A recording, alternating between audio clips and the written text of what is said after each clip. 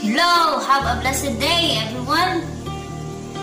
This video, mag-iskot ni sa pulong sa Ginoo.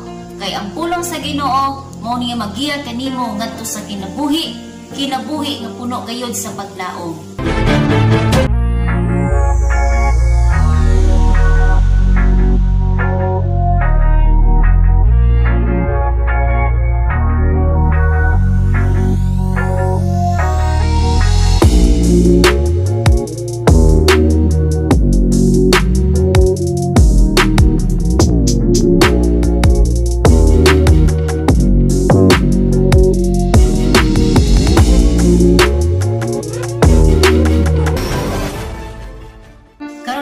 Igsoon, amo i-share kaninyo ang tulo nga tawag sa Dios sa matag usan nato ang kinabuhi. Kini nga tawag mo resulta kini kun imo kining sanungon sa imong kaluwasan. Una, gitawag ka sa Dios nga maghinusol sa imong mga sala. Ingon ang Roma 3:23, nakasala ang tanan ug nahilayo sa himaya sa Dios. Hinungdan og rason nga kita mahimong mahinukman sa silot sa kamatayon nga walay katapusan, nga mo kini ang gitawag nga imperno sa panahon nga kita mahimong magpabilin nga nolipon sa sala. Kinigon gyud ang Roma 6:23 nga ang bayad sa sala mao kamatayon, apan ang gasa sa Dios mao kinabuhi nga walay katapusan pinagi kang Ginoong Hesus. Busa ang pagsanong sa paghinusol mao kini ang pagdawat sa gasa sa kinabuhi nga walay katapusan.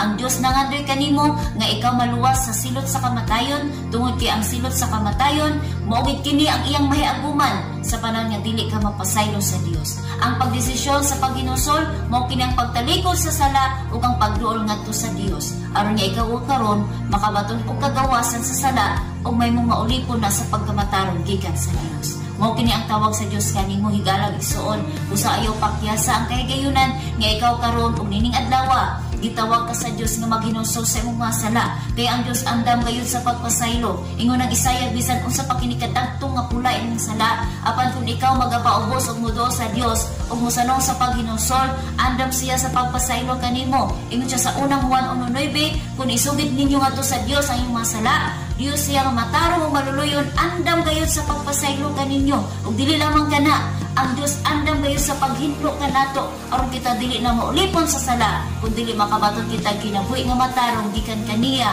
ug aron kita mahimo gayud makabaton gayud sa kapasayloan sa Dios. Manabuhatan ni Ginoong Hesus iyang bahin, namatay siya sa krus aron pagbayad sa atong mga sala.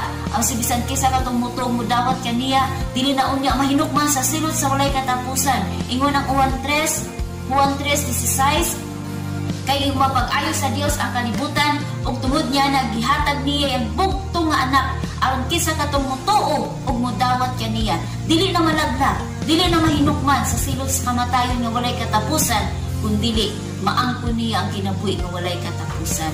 Higala o igsoon, mahal ka sa Dios, mong gitawag ka sa Dios sa paghinusol aron nga ikaw o karon makabaton sa maong kapasayloan, pinaagi sa kamatayon ni Ginoong Hesus, makabaton og kagawasan sa sala ug mahimong makabaton usab sa kinabuhi nga walay katapusan nga mao kini ang atong kaluwasan.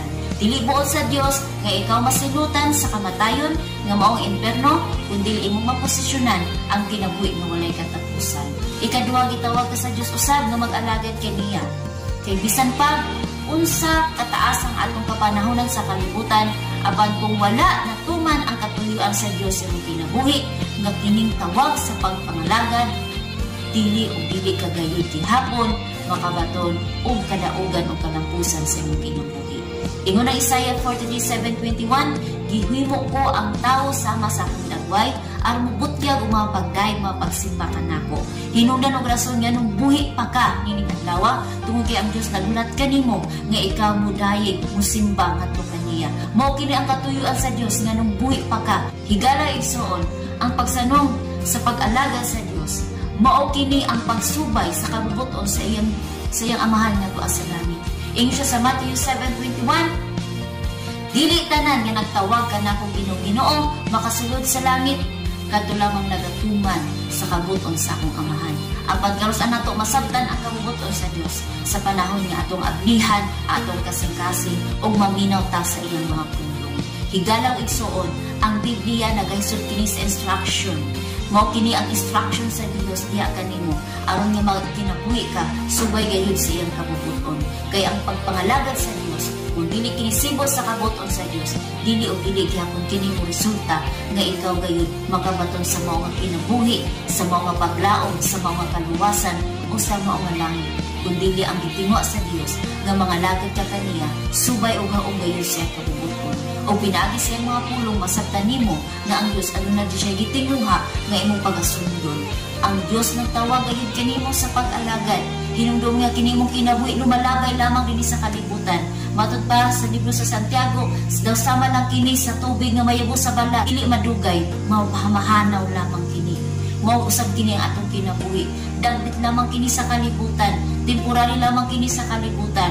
Apan ang napakadelikadong higala igsoon nga kung ang imong kinabuhi mahumana dinhi sa kalibutan, apan wala ka nakasanong sa pag-alagad sa Dios, mahimong mahinukman ang tanan nimong binuhatan. Ingon ang unang Korinto 5, ang tanang tang binuhatan maayo man kini og dawtan aduna gyud kini hukom at tubangan sa Dios.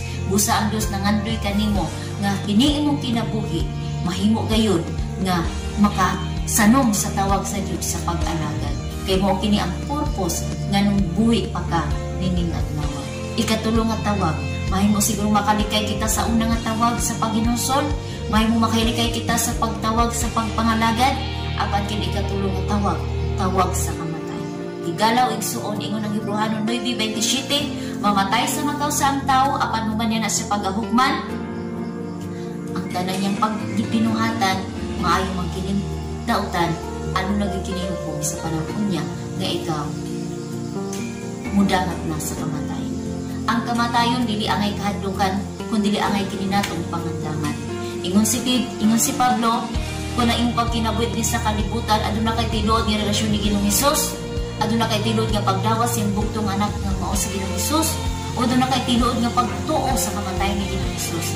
Dan ikaw ako karon makabaton gayud sa kinabuhi nga walay katapusan. Bisan mamatay kita din sa kalibutan, apan ang atong kalag mahiadlon niya ngadto sa kinabuhi nga walay katapusan nga mao ang langit. Higalaw igsoon, ang kamatayon usa ni siya sa pagpangandam aron unya nga ikaw moatubang na sa tinuod nga tag-iya sa imong kinabuhi nga mao ang magbubuhat nating tanan. Mao ang Dios nga mo'y tinubdan sa kinabuhi. Siya unya ang imong atubangon sa panahon nga mosanong naka sa ikatulong nga tawag nga mao kamatay.